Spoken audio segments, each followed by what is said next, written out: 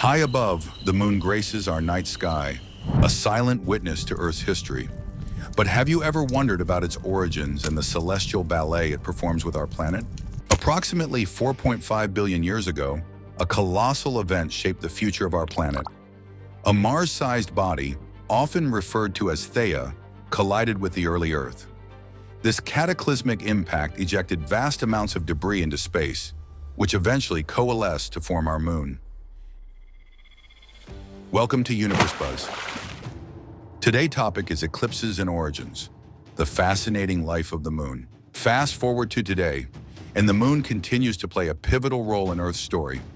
One of the most mesmerizing phenomena resulting from our celestial partnership is the lunar eclipse. A lunar eclipse occurs when the sun, Earth, and moon align perfectly. Earth positions itself between the sun and the moon, casting a shadow that envelops the lunar surface. This can only happen during a full moon. There are three types of lunar eclipses. Total lunar eclipse. The entire moon passes through Earth's umbra, the central, darkest part of its shadow.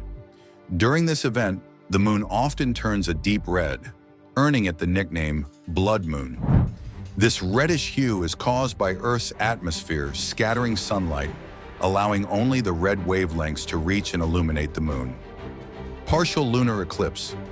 Only a portion of the moon enters Earth's umbra, making it appear as though a dark bite has been taken out of the lunar surface.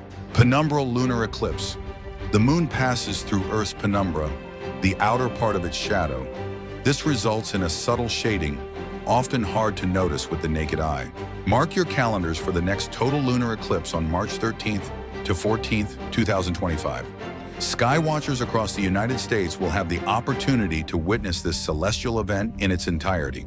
Let us know in the comments. Don't forget to like, subscribe, and stay tuned for more space stories on Universe Buzz. Until next time, keep looking up.